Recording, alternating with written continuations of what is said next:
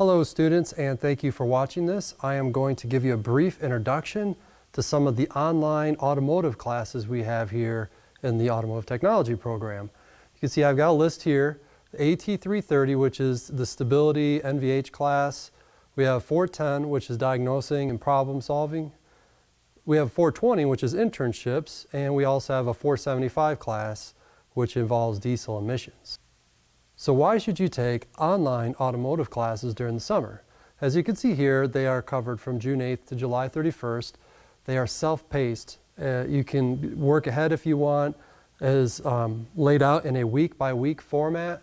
But by having it across these 2 months, we actually spread this out across 8 weeks as opposed to spreading it out across only 5 weeks like a normal 3 credit hour classes.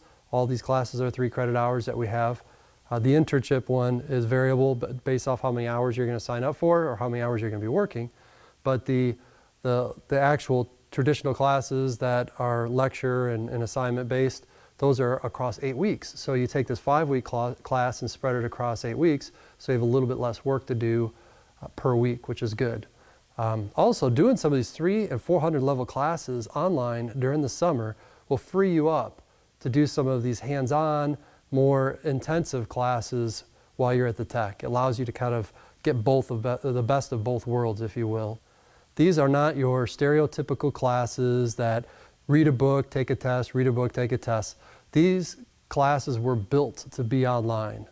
They weren't converted over last minute or anything like that. These classes have been, the 2 that I've been teaching, I've taught them already. So this is not as a response to COVID or anything like that. These classes were always designated and built to be delivered online, and you'll see that here in a second. Also, if you end up doing a 6-month internship, this keeps you, taking some of these classes online will keep you on track for a 4-year graduation. Lastly, something that you might not have realized, it is actually cheaper to take these classes online because of the fact that the fee structures change and so forth. It's about, I did the math, for summer 2020 costs, it's about 31% cheaper if you took these classes online versus the actual seated class that you have here on campus. So what does a class look like? So this is an example of AT330, Stability Control, Vehicle Stability and NVH.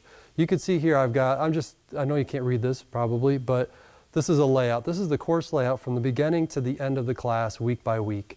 So you won't get lost. You won't miss things. You'll literally can follow these things in line. And what you would also notice here is that every one of these lectures, like right here, this lecture is on ABS Part 2. There are 2 versions of the lectures. They're the same lecture, one streamed, like through YouTube. It's done through Microsoft Stream, but it's streamed where you can just bring it up on a phone or do it anywhere you want, at any time you want. The other is a lecture that you can download. It's the PowerPoint version, so that way you can actually have the PowerPoint file if you want, and it's sometimes easier to navigate. So I give you the option where you could do both. And I've surveyed my students in the past. A lot of people like to use Stream, but there's a pretty good chunk of people that will still continue to download it. And what you basically do is you have about 2 to 3 activities per week. So like there might be a due date on a Monday, Wednesday, Friday. And what you do is you view a lecture, fill out a worksheet, or you take a test. There's always something, or only something 2 to 3 times a week. And it's pretty consistent. The due dates are actually labeled out right next to these topics. They're not on this page because there's no due date yet, of course. But and you can also work ahead if you've got time and you want, or you know you're going to be going on vacation somewhere, or you're going to be traveling, or you're just not going to have time at a certain part of the month. You can work ahead and get some of that stuff out of the way. We're also pretty flexible. We've had students that did international internships and so forth, and they knew they weren't going to be available for a while. It's just, okay, we'll turn it in later, as long as you get the work done. Pretty flexible with the online stuff. And that is what a lot of the students have said in the past that they like. It's the fact that you don't have to do it at a particular time. You can sit there and move your, if you're a 1 o'clock in the morning type person, or if you're an 8 o'clock in the morning type person, it fits your schedule. The way the theories, the lectures are laid out, this is an example. You'd be watching a PowerPoint. These PowerPoints they've got video in it, they got animations, they're marked up. I can ink on these slides, and of course you're hearing my voice, the recording of it. And then when you're done, you fill out a worksheet, or as you go through it, you can fill out a worksheet, If you look on the outside there, there's a column that's called confusion. And if you don't understand this topic, you still put an answer down, but you're unsure of it, you can put an X in that confusion box. And that confusion box will give me a little bit of an idea of, okay, students are struggling in these areas, because when I'm done with that, I'll create these follow-up lectures that basically cover the answers of these worksheets, and I focus on those areas where students were confused on, so that way I might be able to clear up some of that confusion. And if not, there's always different forms of chat and email and so forth where we can go through and figure it out. I've even recorded one-on-one lectures with the students, just with pieces and parts to help them understand the concepts. Another thing in this MVH class, that because it still has a lab fee attached to it, is that I send everybody that's in this class a care package, and in that package it's got a 2-channel scope. It's this Handtech scope that you see up here, some wiring, some sensors, a battery box, battery, all this stuff. And we build our own vibration analyzer, and we do experiments with that vibration analyzer. Students have enjoyed that quite a bit. And it's kind of neat because with those lab fees, you actually get something to put in your toolbox. You get a 2-channel scope that works with a computer, or even a smartphone. There's an app called H-Scope that allows you to use that scope on a smartphone.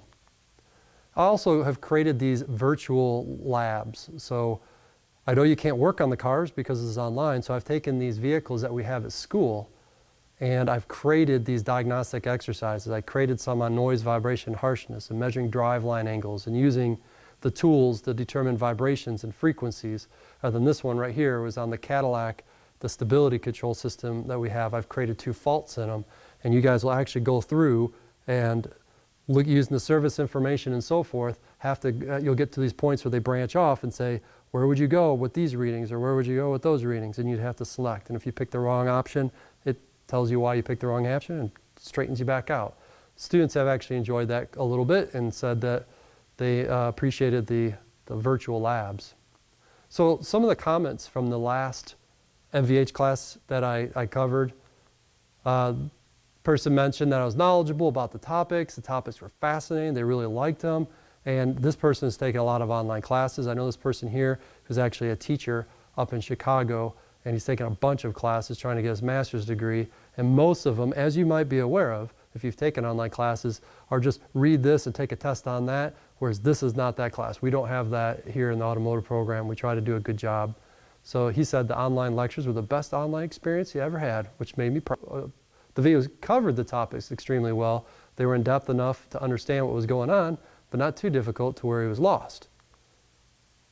The virtual diagnostics were fun and interesting, so they actually liked some of those virtual tutorials.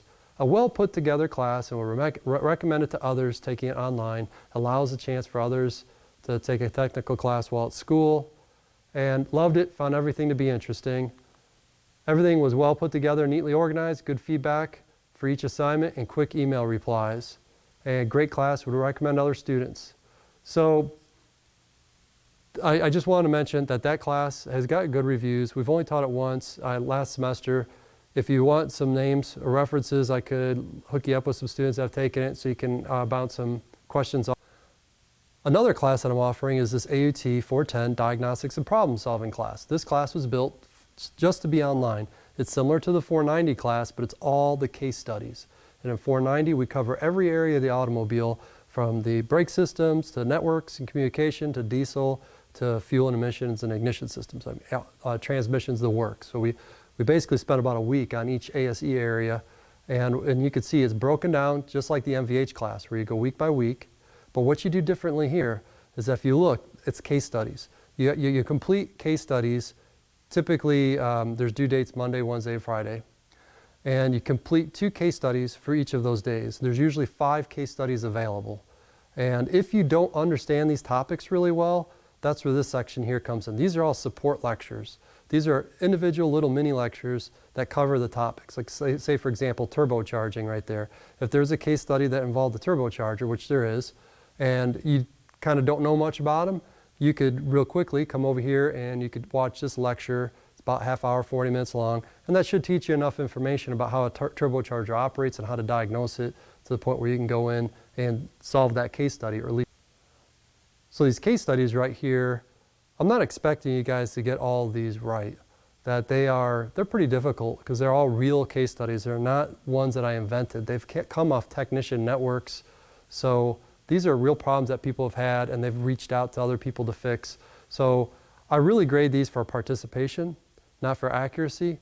And when you're done with them, we actually have a follow-up lecture that will go through and explain all the answers thoroughly. Not only just this is what the answer is, but this is how you get to that answer. And as I mentioned, we do have all these support lectures, but we also have a pretty in-depth course resources section where these are like PDFs, books, and so forth, that if you're struggling understanding a concept, not only do you have the support lectures, but you also have all this information under the course resources. This is an example of a case study. So, 2016 express van, they're going to go through, it's got stalls on the road, but we'll restart. And then with every one of these case studies, I provide the description, the complaint, all the scan tool information, all the scope image information if they've got scopes, any testing information that they've already done, and all the service manual information, so that way you're informed on how to go through and try to diagnose. And then when you complete the worksheet, you'll go through and submit it, and then after the worksheet's done, you'll get a link to this follow-up lecture.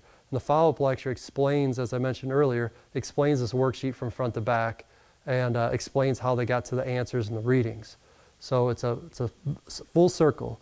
You'll understand the topic, you do a case study, and then you watch the results. That is basically a brief description of the 330 and the 410.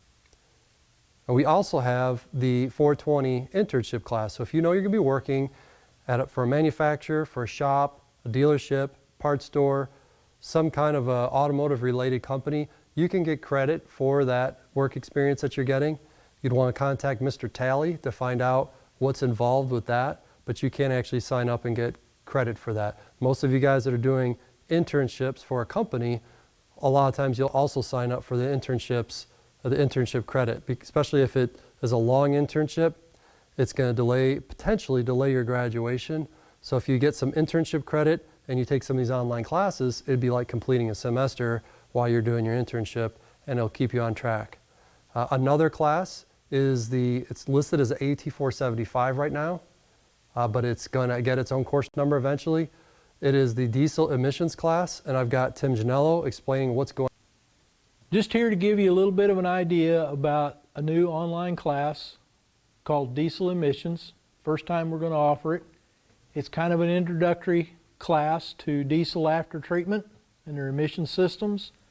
It's basically an overview and with some case studies to help you understand the system and understand exactly what we're talking about when you hear these people talking about taking this stuff off or having problems with it. But more or less, we want you to be able to understand how to diagnose it. So this is going to be kind of an introduction to that, to get you started with what the components are, how they're arranged, their theory of operation, and then hopefully give you an idea of how to tell if they're doing their job or not. Up here what we have is differential pressure sensor to find out if the filter is stopped up, and we have temperature sensors. We go through those in the class, what their function is, how they operate, what they're telling you in that class. Out of here now goes into this other section over here. Okay, this is our decomposition tube, and this is where the stuff that you hear about, this DEF, diesel exhaust fluid, is injected. We go through that. That's another section that we talk about. Then out of here, it comes in to what we call our SCR unit. The SCR unit has a couple of components. They got an AMOX brick, so it's an ammonia brick that reduces our ammonia for us. And we got our SCR unit that takes care of our NOx for us. They are temperature sensitive also, so we talk about their temperature. Plus then it comes out here. Well, now it's monitored coming out the pipe and coming in the pipe by two NOx sensors. And we talk about those, what their values are, how to tell if this system is doing its job or not.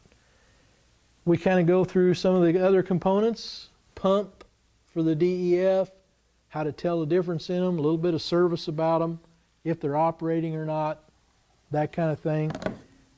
Some of our temperature sensors, these are modules. This one is actually for the SCR unit. It would sit here, kind of like this. And then we talk about components that are going to create some heat for us. This is a hydrocarbon injector. So it just squirts diesel fuel into the exhaust just before it comes into the dock. Makes the dock get hot if we need it to get hot to burn our soot. This is stuff that we talk about, and I want you to have a basic understanding of these components. And then in the rest of the class, we go through some case studies on these. I give you some information, some diagnostic material, some videos, things of that nature to let you be able to actually look over somebody's shoulder, see these components in operation, and figure out what the problem is. It's pretty elementary. So at that point, you're probably pretty good at it. And most of the students that have taken this as a trial for me have decided that it's pretty nice to be, kind of a little knowledgeable about this before they actually take the class here at SIU. Please feel free to contact us. Email me at jeepster@siu.edu or timjanello@tjanello@siu.edu if you have any questions about these online classes. etally@siu.edu for the internship class. Thanks for watching. I hope you guys